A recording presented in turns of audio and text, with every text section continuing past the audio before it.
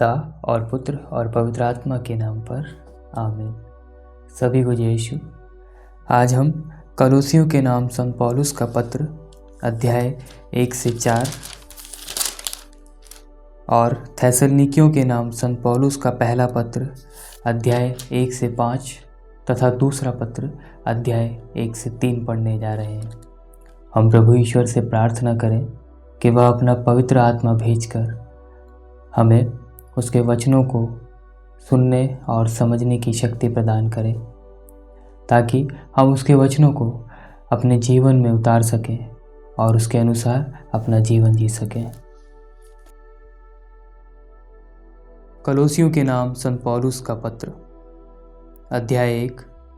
कलोसे निवासी संतों, मसीह में विश्वास करने वाले भाइयों के नाम पौलुस, जो ईश्वर द्वारा ईसा मसीह का प्रेरित नियुक्त हुआ है, और भाई तिमथी का पत्र। हमारा पिता ईश्वर और प्रभु ईसा मसीह आप लोगों को अनुग्रह तथा शांति प्रदान करे। हमने ईसा मसीह में आप लोगों के विश्वास और सभी विश्वासियों के प्रति आपके भ्रातृ प्रेम के विषय में सुना है, इसलिए हम आप लोगों के कारण अपने प्रभु ईसा मसीह के पिता को निरंतर धन्यवाद देते और अपनी प्रार्थनाओं में आपका स्मरण करते रहते हैं। आपका विश्वास और भ्रातृ प्रेम उस आशा पर आधारित है जो स्वर्ग में आपके लिए सुरक्षित है, और जिसके विषय में आपने तब सुना जब सच्चे सुसमाचार का संदेश आपके पास पहुंचा। यह समस्त संसार में फलता और बढ़ता जा रहा है। आप लोगों के यहाँ यह उस दिन से फलता और बढ़ता रहा है जिस दिन आपने ईश्वर के अनुग्रह के विषय में सुना और उसका मर्म समझा। आपको हमारे प्रिय सहयोगी एपाफ्रोस से इसकी शिक्षा मिली है। एपाफ्रोस हमारे प्रतिनिधि के रूप में मसीह के विश्वासी सेवक हैं। उन्होंने हमें बताया है कि आत्मा ने आप लोगों में कितना प्रेम उत्पन्न किया है। जिस दिन से हमने यह सुना, हम निरंतर आप लोगों के लिए प्रार्थना करते रहे हैं। हम ईश्वर से यह निवेदन करते हैं कि वह आपको समस्त प्रज्ञा तथा आध्यात्मिक अंतर्दृष्टि प्रदान करे, जिससे आप उसकी इच्छा पूर्ण रूप से समझ सकें। इस प्रकार आप प्रभु के योग्य जीवन बिताकर सब बातों में उसे प्रसन्न करेंगे, हर प्रकार के भले कार्य करते रहेंगे और ईश्वर के ज्ञान में बढ़ते जाएंगे।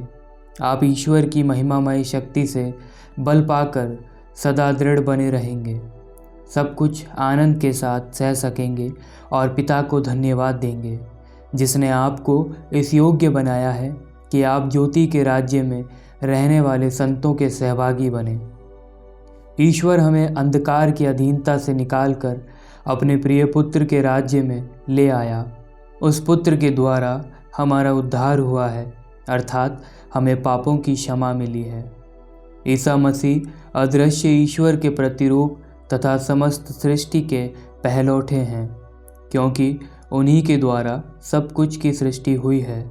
सब कुछ, चाहे वह स्वर्ग में हो या पृथ्वी पर, चाहे दृश्य हो या अदृश्य, और स्वर्गदूतों की श्रेणियां भी, सब कुछ उनके द्वारा और उनके लिए सृष्ट किया गया है। वह समस्त सृष्टि के पहले से विद्यमान है और समस्त सृष्टि उनमें ही टिकी हुई है। वही शरीर अर्थात कलीसिया के शीर्ष हैं, वही मूल कारण है और मृतकों में से प्रथम जी उठने वाले भी, इसलिए वह सभी बातों में सर्वश्रेष्ठ हैं। ईश्वर ने चाहा कि उनमें सब प्रकार की परिपूर्णता हो। मसीह ने क्रूस पर जो रक्त बहाया, उसके द्वारा ईश्वर ने शांति की स्थापना की। इस तरह ईश्वर ने उन्हीं के द्वारा सब कुछ का, चाहे वह पृथ्वी पर हो या स्वर्ग में, अपने से मेल कराया। आप लोग भी अपने कुकर्मों के कारण ईश्वर से दूर हो गए थे और आपके मन में ईश्वर की शत्रुता भर गई थी, किंतु अब मसीह ने अपने मरणशील शरीर की मृत्यु द्वारा ईश्वर से आपका मेल कराया है, जिससे वह आपको पवित्र, निर्दोष और अनिंद बनाकर ईश्वर के सामने प्रस्तुत कर सके। किंतु आपको विश्वास में दृढ़ और अटल बना रहना चाहिए और उस आशा से विचलित नहीं होना चाहिए जो आपको सुसमाचार द्वारा दिलाई गई। वह सुसमाचार आकाश के नीचे की समस्त सृष्टि को सुनाया गया है और मैं पौलुस उसका सेवक हूँ। इस समय मैं आप लोगों के लिए जो कष्ट पाता हूँ उसके कारण प्रसन्न हूँ। मसीह ने अपने शरीर अर्थात कलीसिया के लिए जो दुख भोगा है, उसमें जो कमी रह गई है मैं उसे अपने शरीर में पूरा करता हूँ। मैं ईश्वर के विधान के अनुसार कलीसिया का सेवक बन गया हूँ, जिससे मैं आप लोगों को ईश्वर का वह संदेश, वह रहस्य सुनाऊं जो युगों तथा पीढ़ियों तक गुप्त रहा और अब उसके संतों के लिए प्रकट किया गया है। ईश्वर ने उन्हें दिखलाना चाहा कि गैर यहूदियों में इस रहस्य की कितनी महिमामय समृद्धि है। वह रहस्य यह है कि मसीह आप लोगों के बीच है और उनमें आप लोगों की महिमा की आशा है। हम उन्हीं मसीह का प्रचार करते हैं, प्रत्येक मनुष्य को उपदेश देते और प्रत्येक मनुष्य को पूर्ण ज्ञान की शिक्षा देते हैं, जिससे हम प्रत्येक मनुष्य को मसीह में पूर्णता तक पहुंचा सके। इस उद्देश्य की पूर्ति के लिए मैं उनके सामर्थ्य से, जो मुझ में प्रबल रूप से क्रियाशील है, प्रेरित होकर कठिन परिश्रम करते हुए संघर्ष में लगा रहता हूँ। अध्याय 2। मैं चाहता हूँ कि आप यह जानें कि मैं आप लोगों के लिए, लौदीकिया के विश्वासियों और उन सबों के लिए जिन्होंने मुझे कभी नहीं देखा, कितना कठोर परिश्रम करता रहता हूँ, जिससे वे हिम्मत न हारें, प्रेम की एकता में बंधे रहें, ज्ञान की परिपूर्णता प्राप्त करें और इस प्रकार ईश्वर के रहस्य के मर्म तक पहुँच जाएं। वह रहस्य है मसीह, जिनमें प्रज्ञा तथा ज्ञान की संपूर्ण निधि निहित है। मैं यह इसलिए कह रहा हूँ कि कोई भ्रामक तर्कों द्वारा आप लोगों को नहीं बहकाए। मैं शरीर से दूर होते हुए भी मन से आप लोगों के साथ हूँ और मुझे यह देखकर आनंद होता है कि आपका जीवन सुव्यवस्थित और मसीह में आपका विश्वास सुदृढ़ है। आपने ईसा मसीह को प्रभु के रूप में स्वीकार किया है, इसलिए उन्हीं से संयुक्त होकर जीवन बिताएं। उन्हीं में आपकी जड़ें गहरी हो और नींव सुदृढ़ हो। आपको जिस विश्वास की शिक्षा प्राप्त हुई है उसी में दृढ़ बने रहें और आपके हृदयों में धन्यवाद की प्रार्थना उमड़ती रहे। सावधान रहें, कहीं ऐसा न हो कि कोई आप लोगों को ऐसे खोखले और भ्रामक दर्शन शास्त्र द्वारा बहकाए, जो मनुष्यों की परंपरागत शिक्षा के अनुसार है और मसीह पर नहीं, बल्कि संसार के तत्वों पर आधारित है। क्योंकि मसीह में ईश्वरीय तत्व की परिपूर्णता अवतरित होकर निवास करती है और उनमें आप इस परिपूर्णता के सहभागी हैं। मसीह विश्व के सभी आधिपत्यों और अधिकारों के शीर्ष हैं, सभी मसीह के अधीन हैं। उन्हीं में आप लोगों का खतना भी हुआ है। वह खतना हाथ से नहीं किया जाता, वह खतना मसीह का अर्थात बपतिस्मा है, जिसके द्वारा पापमय शरीर को उतार कर फेंक दिया जाता है। आप लोग बपतिस्मा के समय मसीह के साथ दफनाए गए और उन्हीं के साथ पुनर्जीवित भी किए गए हैं, क्योंकि आप लोगों ने ईश्वर के सामर्थ्य में विश्वास किया, जिसने उन्हें मृतकों में से पुनर्जीवित किया। आप लोग पापों के कारण और अपने स्वभाव के खतने के अभाव के कारण मर गए थे। ईश्वर ने आप लोगों को मसीह के साथ पुनर्जीवित किया है और हमारे सब अपराधों को क्षमा किया है। उसने नियमों का वह बंद पत्र जो हमारे विरुद्ध था रद्द कर दिया और उसे क्रूस पर ठोंक कर उठा दिया है। उसने विश्व के प्रत्येक आधिपत्य और अधिकार को अपदस्थ किया, संसार की दृष्टि में उनको नीचा दिखाया और क्रूस के द्वारा उन्हें पराजित कर दिया है। इसलिए किसी को यह अधिकार नहीं कि वह खान पान, पर्व, अमावस्या या विश्राम दिवस के विषय में आप लोगों पर दोष लगाए। यह सब आने वाली बातों की छाया मात्र है, ठोस वास्तविकता मसीह ही है। आप अपने को ऐसे लोगों द्वारा अपने पुरस्कार से वंचित न होने दें जो तपस्या, स्वर्गदूतों की पूजा और अपने तथा कथित दिव्य दृश्यों को अनुचित महत्व देते हैं। वे लोग अपनी सांसारिक बुद्धि के कारण घमंड से फूल जाते हैं और इस प्रकार शीर्ष अर्थात मसीह से संयुक्त नहीं रह पाते। मसीह वह शीर्ष है जो समस्त शरीर को पोषित करता है और इस प्रकार शरीर संधियों और स्नायुओं द्वारा संगठित होकर ईश्वर की इच्छा अनुसार बढ़ता है। यदि आप लोग मसीह के साथ मरकर संसार के तत्वों से मुक्त हो गए हैं तो आप उसके आदेशों का पालन क्यों करें, मानो आपका जीवन अब तक संसार के अधीन हो।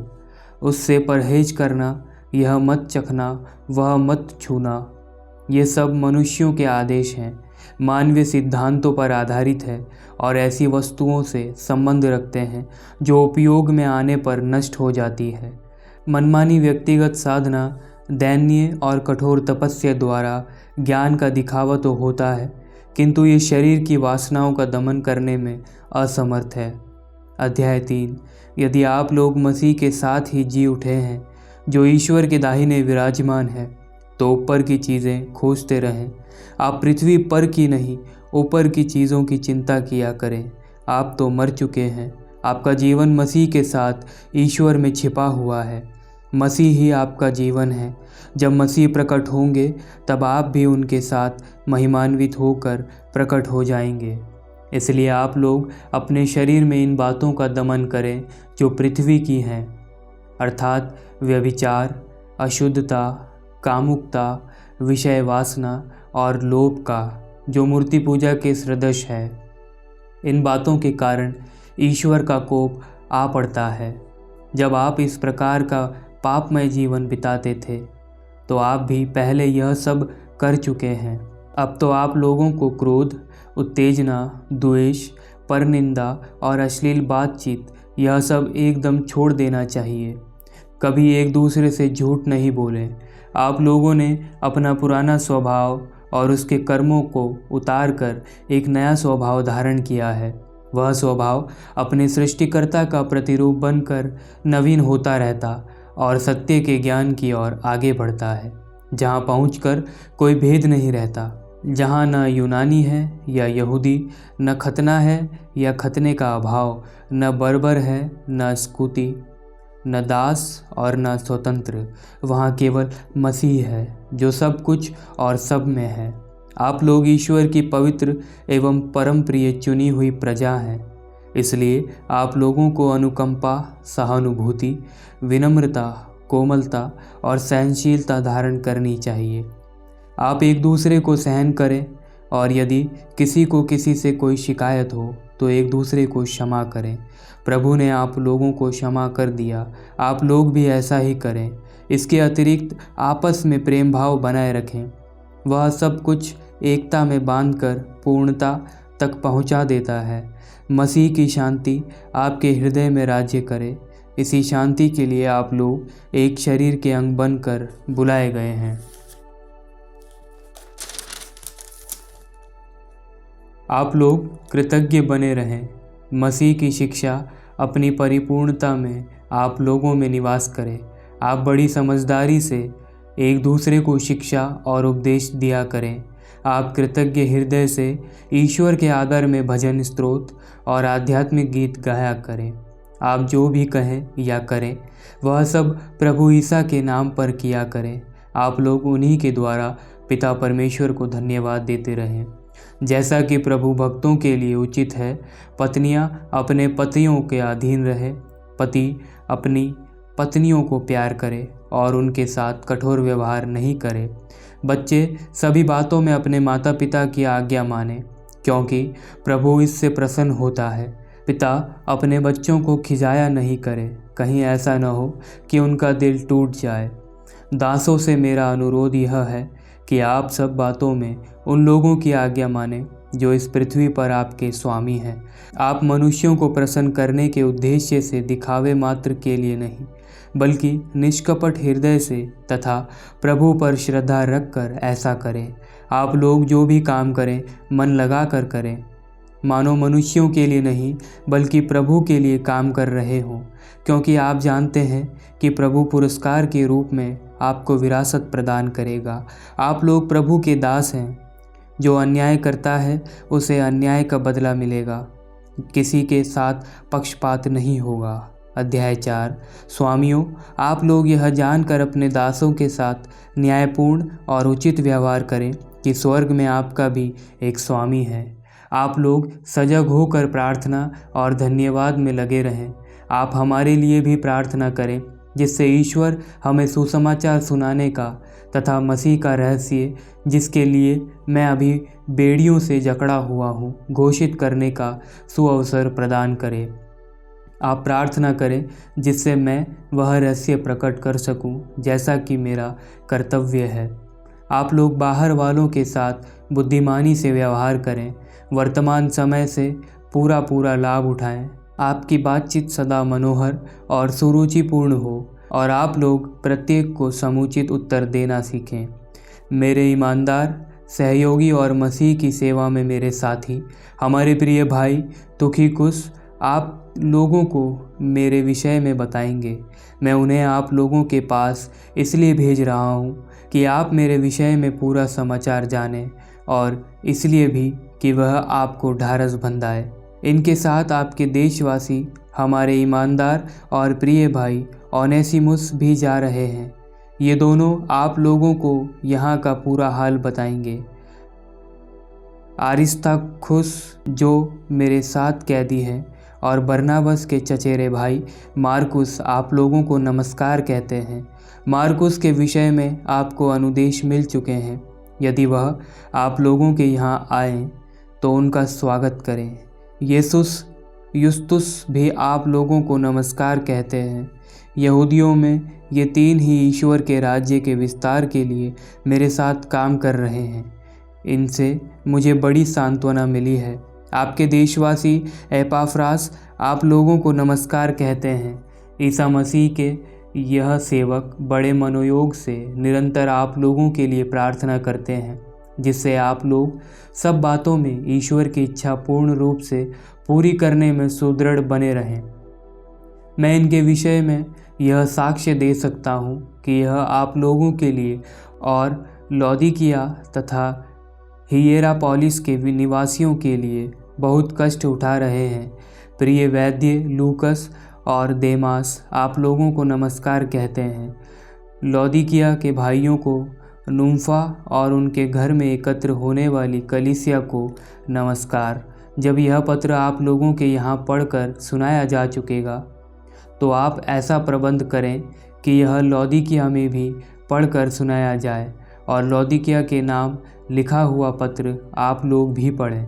आप लोग अर्खिप्पुस से यह कहें, आपको प्रभु के नाम पर जो धर्म सेवा सौंपी गई है उसे अच्छी तरह पूरा करने का ध्यान रखें।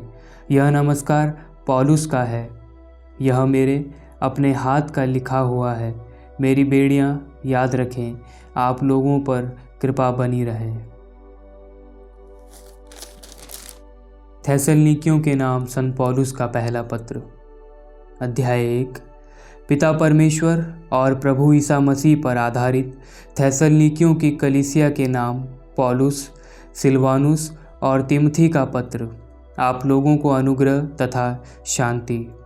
जब जब हम आप लोगों को अपनी प्रार्थनाओं में याद करते हैं तो हम हमेशा आप सबों के कारण ईश्वर को धन्यवाद देते हैं। आपका सक्रिय विश्वास, प्रेम से प्रेरित आपका परिश्रम तथा हमारे प्रभु ईसा मसीह पर आपका अटल भरोसा, यह सब हम अपने ईश्वर और पिता के सामने निरंतर स्मरण करते हैं। भाइयों, ईश्वर आपको प्यार करता है। हम जानते हैं कि ईश्वर ने आपको चुना है, क्योंकि हमने निरे शब्दों द्वारा नहीं बल्कि सामर्थ्य, पवित्र आत्मा तथा दृढ़ विश्वास के साथ आप लोगों के बीच सुसमाचार का प्रचार किया। आप लोग जानते हैं कि आपके कल्याण के लिए हमारा आचरण आपके यहाँ कैसा था।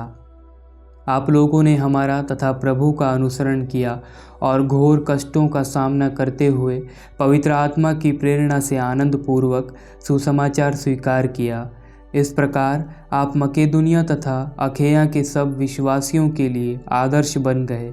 आप लोगों के यहाँ से प्रभु का सुसमाचार न केवल मकेदुनिया तथा अखेया में फैला, बल्कि ईश्वर में आपके विश्वास की चर्चा सर्वत्र हो रही है।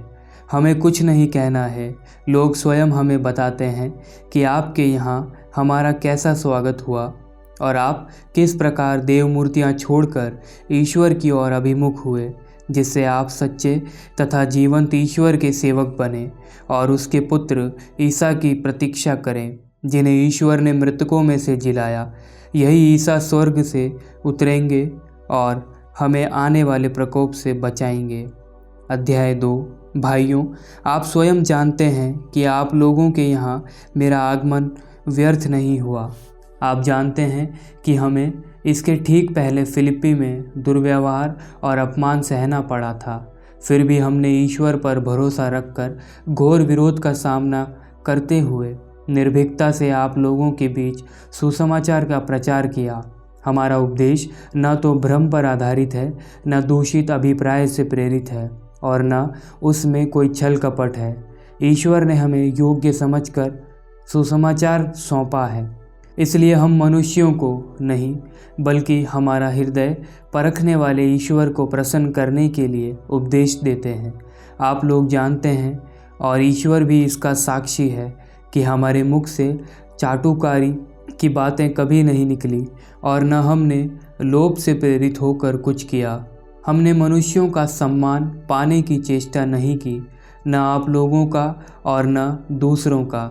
यद्यपि हम मसीह के प्रेरित होने के नाते अपना अधिकार जता सकते थे, उल्टे अपने बच्चों का लालन पालन करने वाली माता की तरह हमने आप लोगों के साथ कोमल व्यवहार किया। आपके प्रति हमारी ममता तथा हमारा प्रेम यहाँ तक बढ़ गया था कि हम आपको सुसमाचार के साथ अपना जीवन भी अर्पित करना चाहते थे। भाइयों, आपको हमारा कठोर परिश्रम याद होगा। आपके बीच सुसमाचार का प्रचार करते समय हम दिन रात काम करते रहे, जिससे किसी पर भार न डालें। आप और ईश्वर भी इस बात के साक्षी हैं कि आप विश्वासियों के साथ हमारा आचरण कितना पवित्र, धार्मिक और निर्दोष था। आप जानते हैं कि हम पिता की तरह आप में प्रत्येक को उपदेश और सांत्वना देते और अनुरोध करते थे कि आप उस ईश्वर के योग्य जीवन बिताएं जो आपको अपने राज्य की महिमा के लिए बुलाता है। हम इसलिए निरंतर ईश्वर को धन्यवाद देते हैं कि जब आपने हमसे ईश्वर का संदेश सुना और ग्रहण किया तो आपने उसे मनुष्यों का वचन नहीं बल्कि जैसा कि वह वास्तव में है ईश्वर का वचन समझकर स्वीकार किया, और यह वचन अब आप विश्वासियों में क्रियाशील है। भाइयों, आप लोगों ने यहूदियों में स्थित ईश्वर की मसीही कलीसियाओं का अनुकरण किया है, क्योंकि आपको अपने देश भाइयों से वही दुर्व्यवहार सहना पड़ा जो उन्होंने यहूदियों से सहा है।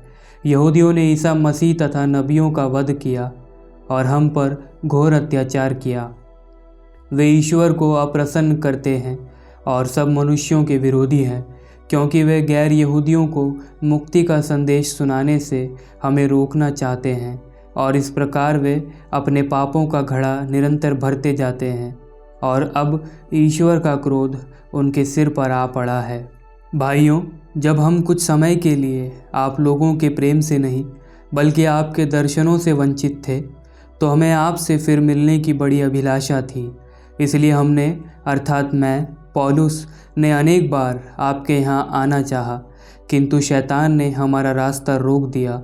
जब हम प्रभु ईसा मसीह के आगमन पर उनके सामने खड़े होंगे तो आप लोगों को छोड़कर हमारी आशा या आनंद या गौरवपूर्ण मुकुट क्या हो सकता है, क्योंकि आप लोग ही हैं हमारे गौरव और हमारे आनंद। अध्याय 3। अंत में हमसे नहीं रहा गया। हमने अकेले एथेंस में रहने का और अपने भाई तथा मसीह के सुसमाचार के प्रचार में ईश्वर के सहयोगी तिमोथी को इसलिए भेजने का निश्चय किया कि वह आपको ढाढ़स बंधाए और विश्वास में दृढ़ बनाए रखे, जिससे कोई भी इन विपत्तियों के कारण विचलित न हो। आप लोग जानते हैं कि यही हमारे भाग्य में है। आपके यहाँ रहते समय हम आपसे कहा करते थे कि विपत्तियाँ हम पर आ पड़ेगी, और जैसा कि आप जानते हैं हुआ भी वही।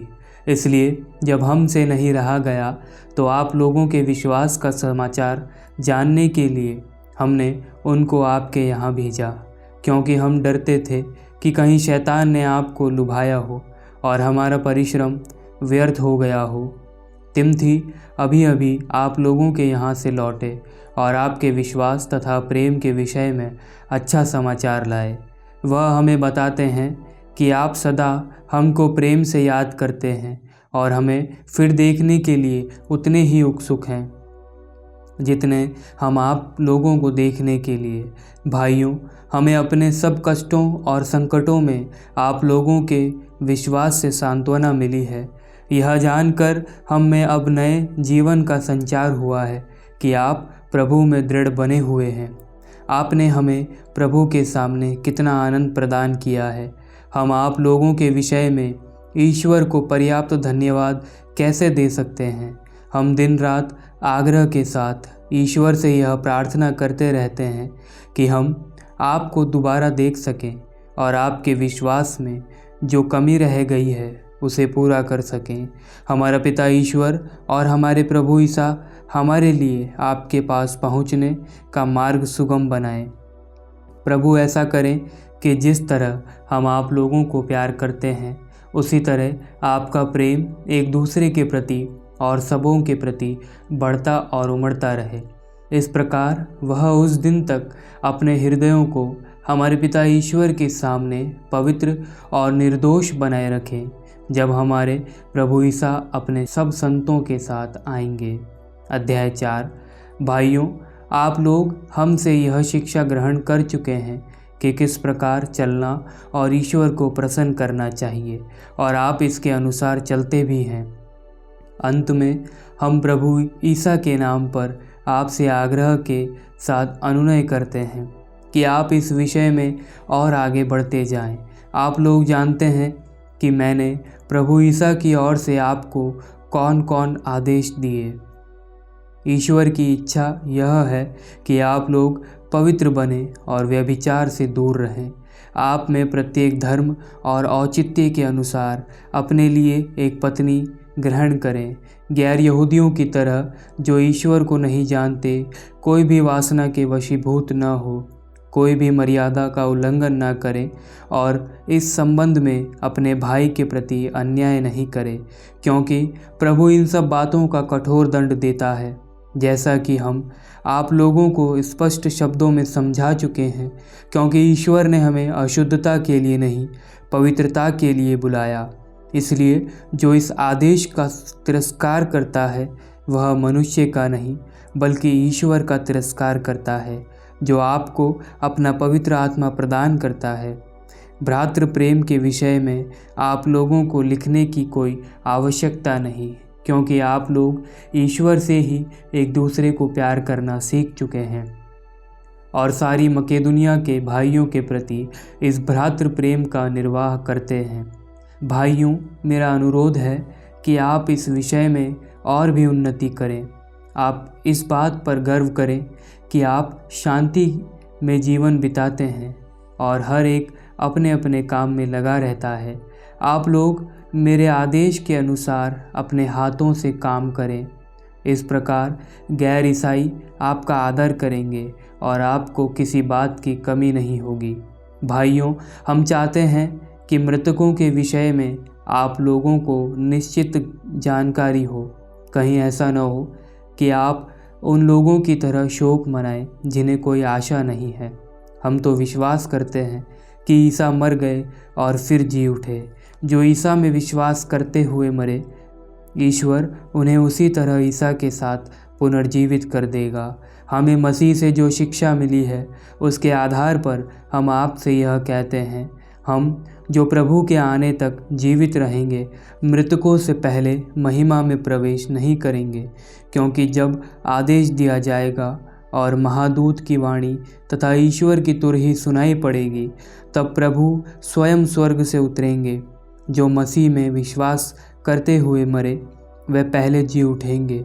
इसके बाद हम जो उस समय तक जीवित रहेंगे उनके साथ बादलों में आरोहित कर लिए जाएंगे और आकाश में प्रभु से मिलेंगे। इस प्रकार हम सदा प्रभु के साथ रहेंगे। आप इन बातों की चर्चा करते हुए एक दूसरे को सांत्वना दिया करें। अध्याय 5। भाइयों, आप लोग अच्छी तरह जानते हैं कि प्रभु का दिन रात के चोर की तरह आएगा। इसलिए इसके निश्चित समय के विषय में आपको कुछ लिखने की कोई ज़रूरत नहीं है।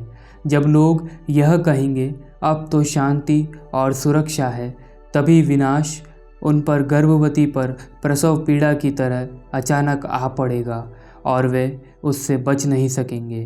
भाइयों, आप तो अंधकार में नहीं हैं जो वह दिन आप पर चोर की तरह अचानक आ पड़े। आप सब ज्योति की संतान हैं, दिन की संतान हैं। हम रात या अंधकार के नहीं हैं। इसलिए हम दूसरों की तरह नहीं सोएं, बल्कि जागते हुए सतर्क रहें। जो सोते हैं वे रात को सोते हैं, जो मदिरा पीते हैं वे रात को मदिरा पीते हैं। हम जो दिन के हैं, विश्वास एवं प्रेम का कवच और मुक्ति की आशा का टोप पहनकर सतर्क बने रहें। ईश्वर यह नहीं चाहता कि हम उसके कोप भाजन बने, बल्कि अपने प्रभु ईसा मसीह के द्वारा मुक्ति प्राप्त करें। मसीह हमारे लिए मरे, जिससे हम चाहे जीवित हो या मर गए हों, उनसे संयुक्त होकर जीवन बिताएं। इसलिए आपको एक दूसरे को प्रोत्साहन और सहायता देनी चाहिए, जैसा कि आप कर रहे हैं। भाइयों, हमारी आपसे एक प्रार्थना है। जो लोग आपके बीच परिश्रम करते हैं, प्रभु में आपके अधिकारी हैं और आपको उपदेश देते हैं, आप उनकी आज्ञा का पालन करें और प्रेम पूर्वक उनका सम्मान करें, क्योंकि वे आपके लिए परिश्रम करते हैं। आपस में मेल रखें। भाइयों, आपसे अनुरोध करते हैं कि आप आवारा लोगों को चेतावनी दें, भीरुओं को सांत्वना दें, दुर्बलों को संभालें और सबों से धैर्य के साथ व्यवहार करें। आप इस बात का ध्यान रखें कि कोई भी बुराई के बदले बुराई नहीं करे। आप सदैव एक दूसरे की और सब मनुष्यों की भलाई करने का प्रयत्न करें।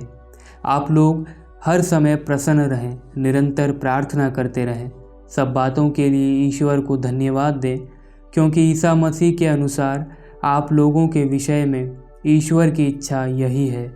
आत्मा की प्रेरणा का दमन नहीं करें और भविष्यवाणी के वरदान की उपेक्षा नहीं करें, बल्कि सब कुछ परखें और जो अच्छा हो उसे स्वीकार करें। हर प्रकार की बुराई से बचते रहें। शांति का ईश्वर आप लोगों को पूर्ण रूप से पवित्र करे। आप लोगों का मन, आत्मा तथा शरीर हमारे प्रभु ईसा मसीह के दिन निर्दोष पाए जाएं। ईश्वर यह सब कराएगा, क्योंकि उसने आप लोगों को बुलाया और वह सत्य प्रतिज्ञ है। भाइयों, आप हमारे लिए भी प्रार्थना करें। शांति के चुंबन से सब भाइयों का अभिवादन करें। आप लोगों को प्रभु की शपथ। यह पत्र सभी भाइयों को पढ़कर सुनाया जाए। हमारे प्रभु ईसा मसीह की कृपा आप सबों पर बनी रहे। थेसलनिकियों के नाम संत पौलुस का दूसरा पत्र। अध्याय 1। हमारे पिता ईश्वर और प्रभु ईसा मसीह पर आधारित थेसलनिकियों की कलीसिया के नाम पौलुस, सिलवानुस और तिमथी का पत्र। पिता ईश्वर और प्रभु ईसा मसीह आप लोगों को अनुग्रह तथा शांति प्रदान करे। भाइयों, आप लोगों के विषय में ईश्वर को निरंतर धन्यवाद देना हमारा कर्तव्य है, क्योंकि आपका विश्वास बहुत अच्छी तरह फल फूल रहा है और आप सबों में प्रत्येक का दूसरों के प्रति प्रेम बढ़ रहा है।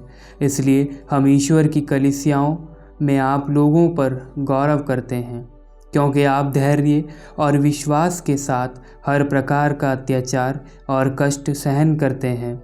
इसके द्वारा ईश्वर का वह निर्णय न्यायोचित सिद्ध हो जाता है, जो आपको ईश्वर के राज्य के योग्य समझेगा, जिसके लिए आप सब दुख भोगते हैं। ईश्वर का न्याय उन लोगों को कष्ट देगा जो आपको कष्ट दे रहे हैं, और आपको जो कष्ट सह रहे हैं, और हमको उस समय विश्राम देगा जब प्रभु ईसा प्रकट हो जाएंगे और अपने शक्तिशाली दूतों के साथ प्रज्वलित अग्नि में आकाश से उतरेंगे।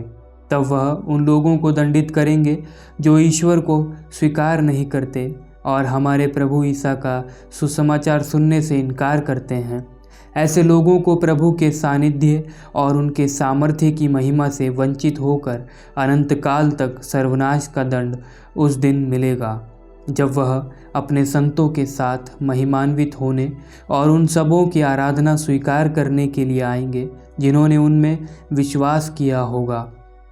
और आप लोगों ने तो हमारे साक्ष्य पर विश्वास किया।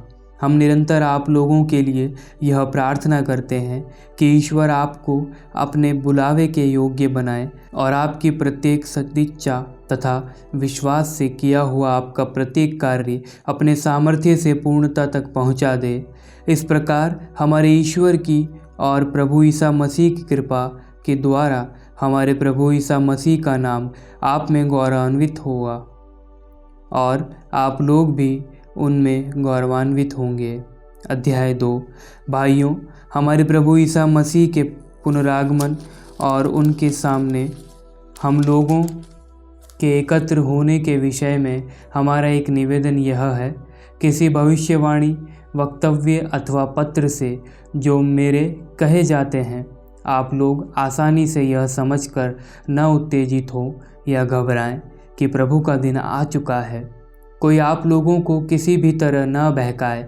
वह दिन तब तक नहीं आ सकता जब तक पहले महान धर्म त्याग न हो जाए और वह पापी मनुष्य, विनाश का वह पुत्र प्रकट न हो, जो अपने घमंड में उन सबों का विरोध करता और उनसे अपने को बड़ा मानता है, जो देवता कहलाते या पूज्य समझे जाते हैं, यहाँ तक कि वह ईश्वर के मंदिर में विराजमान होकर स्वयं ईश्वर होने का दावा करता है। क्या आप लोगों को याद नहीं है कि आपके बीच रहते समय मैं आपको ये सब बातें समझाया करता था? आप जानते हैं कि कौन सी शक्ति उसका अवरोध करती है, जिससे वह अपने समय से पहले प्रकट न हो।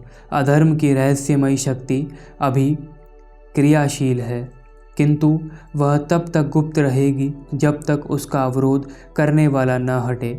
तब विधर्मी प्रकट होगा और प्रभु ईसा अपने मुख के निश्वास से उसका वध करेंगे और अपने आगमन के प्रताप से उसका सर्वनाश करेंगे। वह विधर्मी शैतान से प्रेरित होकर आएगा। जिन लोगों का सर्वनाश निश्चित है, वह उन्हें हर प्रकार के शक्तिशाली चिन्ह और कपटपूर्ण चमत्कार दिखाएगा और पाप करने के लिए हर प्रकार का प्रलोभन देगा, क्योंकि उन्होंने उस सत्य को स्वीकार नहीं किया जो उन्हें बचाने में समर्थ था। यही कारण है कि ईश्वर उनमें भ्रांति का मनोभाव उत्पन्न करता है, जिससे वे झूठ पर विश्वास करें और वे सब दंडित किए जाएं जिन्होंने सत्य पर विश्वास नहीं किया और अधर्म का पक्ष लिया है। भाइयों, हमें प्रभु को आप लोगों के विषय में निरंतर धन्यवाद देना चाहिए। प्रभु आपको प्यार करते हैं। ईश्वर ने प्रारंभ से ही आपको चुना, जिससे आप पवित्र करने वाले आत्मा और सत्य में अपने विश्वास द्वारा मुक्ति प्राप्त करें। उसने हमारे सुसमाचार द्वारा आपको बुलाया, जिससे आप हमारे प्रभु ईसा मसीह की महिमा के भागी बने। इसलिए भाइयों, आप ढारस रखें और उस शिक्षा में दृढ़ बने रहें जो आपको हमसे मौखिक रूप से या पत्र द्वारा मिली है। हमारे प्रभु ईसा मसीह स्वयं तथा ईश्वर हमारा पिता, जिसने हमें इतना प्यार किया और हमें चिरस्थायी सांत्वना तथा उज्ज्वल आशा का वरदान दिया है, आप लोगों को सांत्वना देते रहें तथा हर प्रकार के भले काम और बात में सुदृढ़ बनाए रखें। अध्याय 3।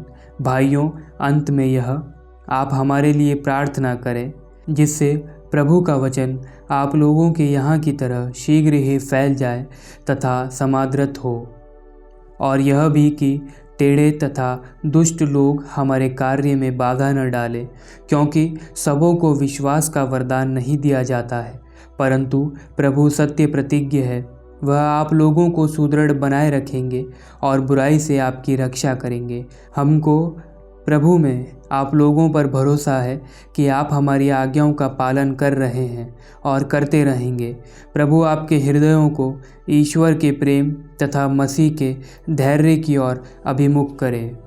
भाइयों, हम आपको प्रभु ईसा मसीह के नाम पर आदेश देते हैं कि आप उन भाइयों से अलग रहें जो काम नहीं करते और उस परंपरा के अनुसार नहीं चलते जो आप लोगों को मुझ से प्राप्त हुई। आप लोगों को मेरा अनुकरण करना चाहिए। आप यह स्वयं जानते हैं, आपके बीच रहते समय हम अकर्मण्य नहीं थे। हमने किसी के यहाँ मुफ्त में रोटी नहीं खाई, बल्कि हम बड़े परिश्रम से दिन रात काम करते रहे, जिससे आप लोगों में किसी के लिए भी भार न बने। हमें इसका अधिकार नहीं था, ऐसी बात नहीं, बल्कि हम आपके सामने एक आदर्श रखना चाहते थे जिसका आप अनुकरण कर सकें। आपके बीच रहते समय हमने आपको यह नियम दिया, जो काम करना नहीं चाहता उसे भोजन नहीं दिया जाए। अब हमारे सुनने में आता है कि आप में कुछ लोग आलस्य का जीवन बिताते हैं। वे स्वयं काम नहीं करते और दूसरों के काम में बाधा डालते हैं।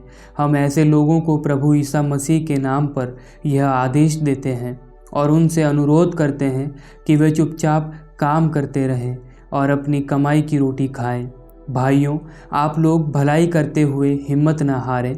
यदि कोई इस पत्र में दिए हुए हमारे आदेश का पालन नहीं करे तो उस पर नज़र रखें और उससे संबंध तोड़ लें, जिससे वह अपने आचरण पर लज्जित हो।